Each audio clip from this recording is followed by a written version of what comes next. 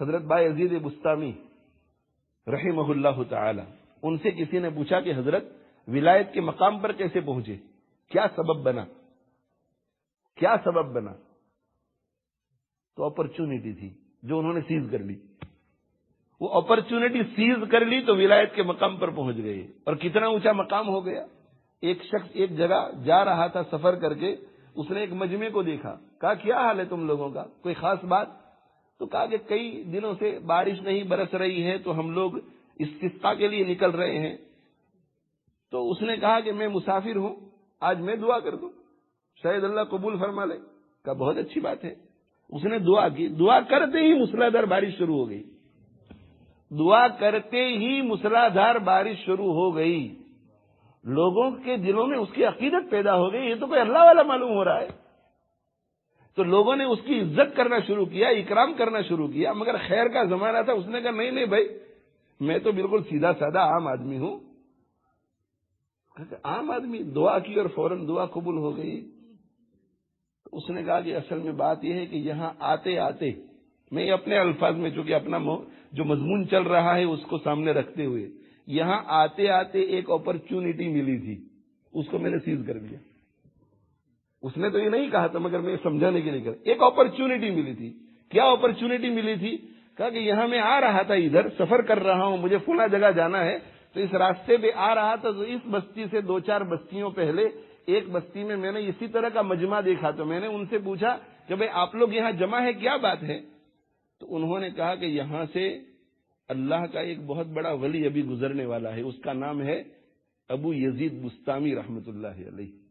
تو ہم سب لوگ یہاں زیارت کے لیے کھڑے ہیں. کہا یہ اپرچونٹی مجھے ملی تو میں جلدی میں تھا مگر میں رک گیا کہ ان بزرگ کی زیارت میں بھی کر کے جاؤں. اللہ والوں کی زیارت کرنا یہ بھی بہت بڑی نیکی ہے.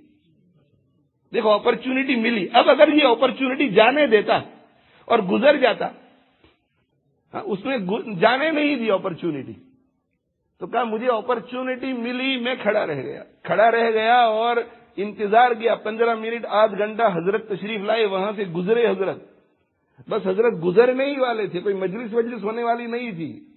ان آنکھوں نے حضرت کا دیدار کیا. یہ آنکھیں ایک اللہ کے ولی کی زیارت سے مشرف ہوئی. کعبے کو دیکھنے میں اجر و ثواب ہے، اس لیے کہ اس کی نسبت اللہ کی طرف ہے.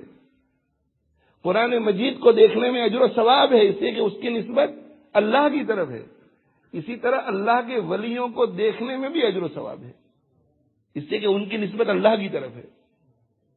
ایک نیک عمل ہے یہ دیکھنا. ولیوں کو، اپنے ماں باپ کو دیکھنا، یہ بھی اجر و ثواب ہے، اس لیے کہ وہ ہمارے دنیا میں آنے کے سبب بنے ہیں، انہوں نے ہماری تربیت کی ہے. آپ صلی اللہ علیہ وسلم نے ارشاد فرمایا کہ جو اپنے ماں باپ کو محبت اور شفقت کی نظر سے ایک مرتبہ دیکھتا ہے تو اللہ اسے ایک مقبول حج کا ثواب عطا فرماتے ہیں. ماں کو یا باپ کو. تو ایک صحابی رضی اللہ عنہ نے عرض کیا، اللہ کے رسول صلی اللہ علیہ وسلم، اگر کوئی اپنی ماں کو یا باپ کو دن میں 100 مرتبہ دیکھے محبت اور شفقت سے تو کہ اللہ 100 مقبول حجوں کا ثواب عطا کرے گا. اس سے کہ اللہ کے یہاں کوئی کمی نہیں ہے.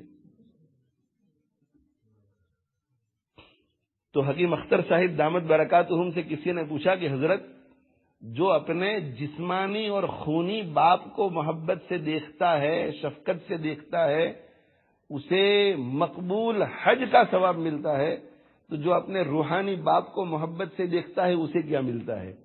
تو حکیم صاحب نے فرمایا کہ جو اپنے جسمانی باپ کو محبت کی اور شفقت کی نگاہ سے دیکھتا ہے اسے اللہ کے گھر کے ساتھ نسبت ملتی ہے، مقبول حج ملتا ہے اسے.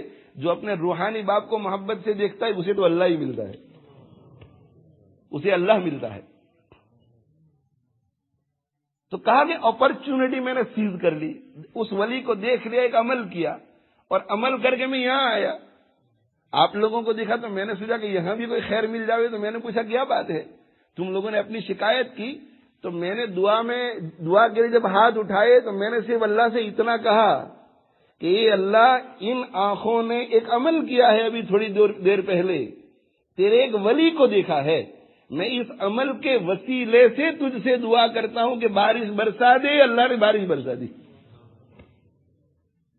یہ بایزید بستامی رحمت اللہ علیہ اس پائے کے بزرگ کہ ان کے دیکھنے کے وسیلے سے جو دعا کی جائے وہ قبول ہو جاتی ہے. تو پوچھا ان سے کسی نے کہ کیسے ولایت کے مقام پر پہنچے, کیا سبب بنا؟ اس سے کہ انسان کی زندگی میں کوئی ایک نیکی ایسی ہو جاتی ہے جس کی وجہ سے پھر توفیقات کے دروازے کھل جاتے ہیں. اپرچونٹی سیز کرو اس کو. تو انہوں نے کہا کہ ایک دن ماں کے ساتھ بیٹھا ہوا تھا, ماں لیٹی ہوئی تھی.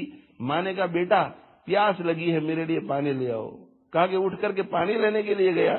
جب واپس آیا تو ماں کی آنکھ لگ چکی تھی. دیکھو یہ اپرچونٹی, امتحان, اپرچونٹی. اگر ماں کو جگاتا ہوں تو نیند خراب ہوتی ہے, اور پانی لے کر واپس چلا جاتا ہوں اور ماں کی آنکھ کھل جاتی ہے تو پیاس میں رات گزرتی ہے. گلاس چھوڑ کے چلا جاتا ہوں تو احترام کے خلاف ہے.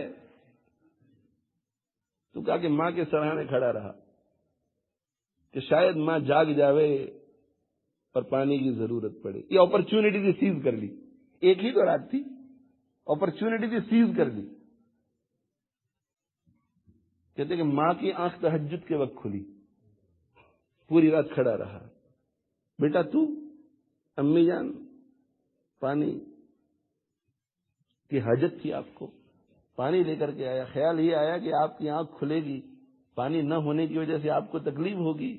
بس اپرچونٹی سیز کر لی, دل سے ماں کی دعا نکل گئی, ولایت کے مقام پر پہنچ گئی.